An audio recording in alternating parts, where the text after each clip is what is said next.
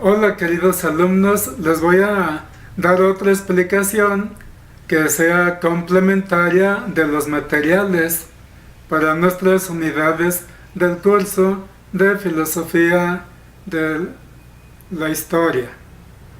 Estamos en el providencialismo. Bueno, les voy a hablar todavía del providencialismo. En realidad ya vamos en el bloque 4, ya para estudiar a la filosofía de la historia de Voltaire y la filosofía de la historia de Kant.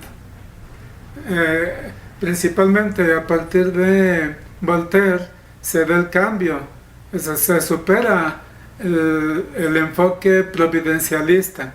Sin embargo, es bueno estudiar el providencialismo para poder apreciar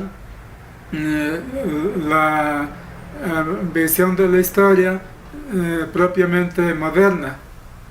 Entonces, en esta ocasión les voy a hablar de el abad Joaquín de Fiore, del obispo Bossuet y del padre Jean Battista Vico, o sea, cuál fue la forma como ellos explicaron el sentido de la historia, porque para ellos la historia tiene sentido, y lo explican desde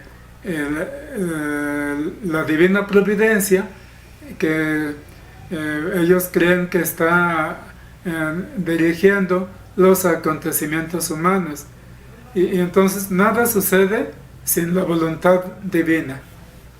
Joaquín de Fiore nació en 1135 en Calabria, por lo tanto es un italiano, y murió en 1202. Se trata de un sabio autodidacta, filósofo y teólogo. En 1156 y 1157 viajó a Palestina y tuvo una experiencia mística en el Tabor, y según él ahí recibió el don de la exégesis. La exégesis trata de estudios para la interpretación de los textos, y sobre todo la exégesis nació en el estudio de textos bíblicos. Fiore participó en la Segunda Cruzada. En 1159 ingresó a la orden cisterciense. En 1196 fundó una comunidad monástica que fue aprobada por el Papa Celestino III. El abad Joaquín de Fiore también hizo algunas profecías, fundándose en la exégesis bíblica y hermenéutica. Postuló la historia del mundo en 3 eras: una, la era del Padre; otra, la del Hijo; y la tercera, del Espíritu Santo. La historia, según él, concluye con una renovación espiritual de la Iglesia.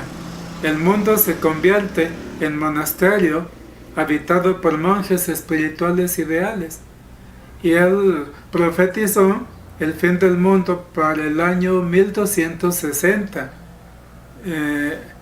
y murió el 30 de marzo, como les dije, de 1202. En el concilio de Letrán, en el 4º concilio de Letrán, se condenaron algunas de sus opiniones sobre la Trinidad, sobre la creación, sobre la redención y sobre los sacramentos. Sin embargo, él murió con fama de santidad ante el pueblo. En el año 1220, el Papa Honorio III lo declaró católico. En 1688 fue incluido como beato en las Acta Sanctorum de los volandistas, y en el 2001 se reabrió el proceso de su canonización y se pidió que fuera nombrado doctor de la Iglesia. Entonces las ideas sobre la historia de Joaquín de Fiore nacen de una experiencia mística. Entonces él ve la historia humana como un proceso de desarrollo espiritual. Entonces en esas tres edades o etapas plasma la Trinidad Santísima. Entonces cada edad repite los acontecimientos de la anterior. Entonces los hechos entre las tres edades son muy parecidos. Por eso esta postura ha sido criticada, no solamente por su calidad de providencialista, sino por un cierto determinismo histórico. Entonces Joaquín de Fiore formula la idea que se puede conocer el futuro y hasta saber del fin del mundo. Bueno, pues más adelante Marx y Comte replantearán las ideas de Fiore, pero ya sin el elemento divino, claro, ya sin el providencialismo. Veamos las edades. La edad del Padre, desde la creación hasta el nacimiento de Cristo. Entonces, esta edad se caracteriza por el miedo al castigo, según Fiore. Las figuras importantes son los profetas. La edad del Hijo. Desde el nacimiento de Cristo en adelante domina el sentimiento de la fe. Las figuras importantes allí son los sacerdotes. La edad del Espíritu Santo empieza con el milenio y domina la fraternidad en Cristo. No habrá guerras y las figuras importantes son los monjes. Sí, vuelvo a lo del determinismo que algunos ven en esta postura providencialista. Es que todas las edades tienen el mismo número de años.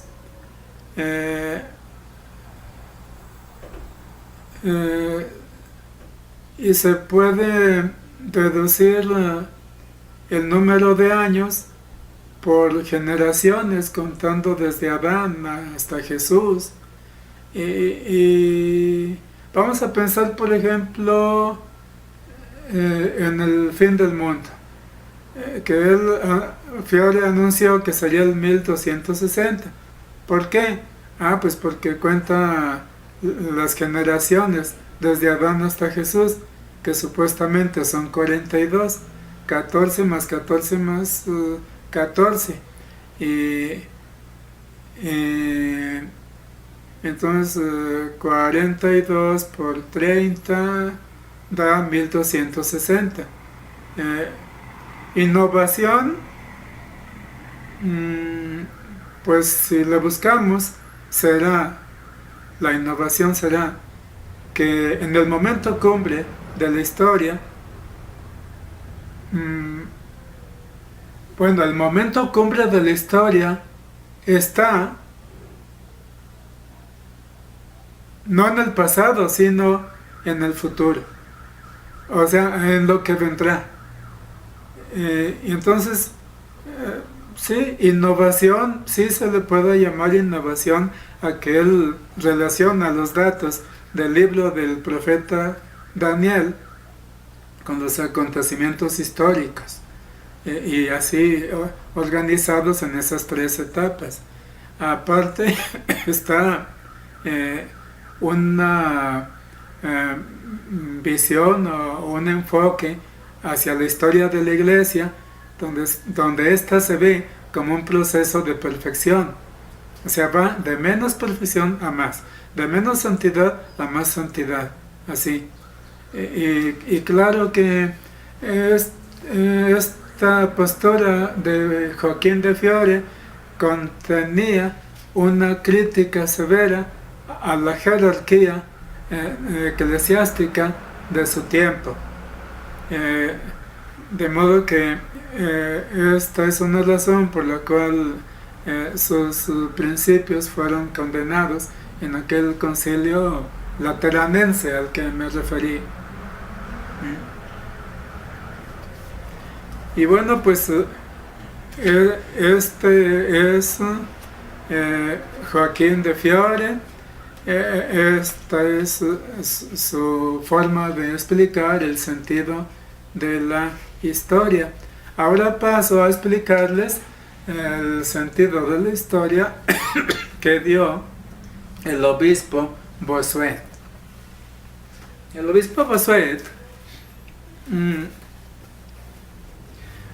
se hizo muy famoso en cuanto providencialista, porque pues yo me fijo en que los ilustrados principalmente lanzaron sus críticas hacia él como representante de todos los providencialistas.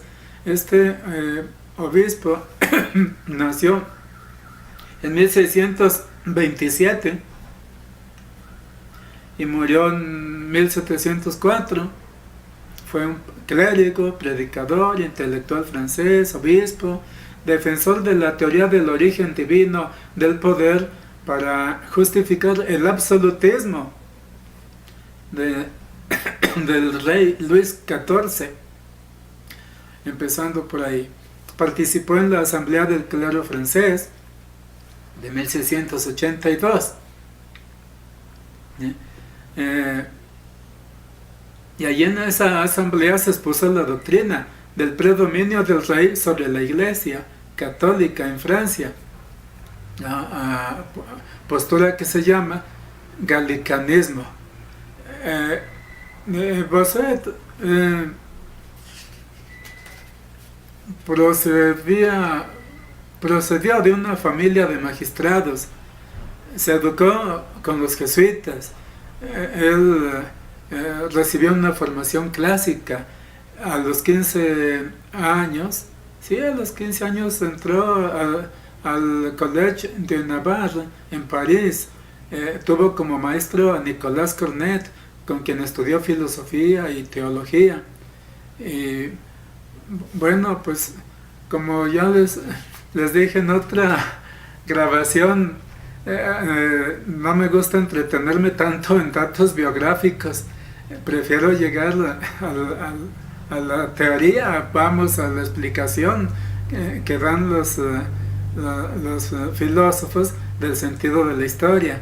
Pero bueno, yo los invito a ver los datos biográficos de los diferentes autores, de los diferentes filósofos que les voy mostrando en el programa. Bueno, pues ya sin más preámbulos, vamos a adelantar. Vamos a considerar que el obispo Bossuet escribió el discurso sobre la historia universal. Se supone que en 1681. Allí ofrece un resumen de acontecimientos y busca las razones de los designios de Dios para su iglesia. Él, como estaba muy relacionado con la monarquía francesa, bueno, pues él escribió para un tratado del conocimiento de Dios y de sí mismo, vamos de acuerdo al cartesianismo. Entonces, en 1681, sí, fue cuando terminó la educación del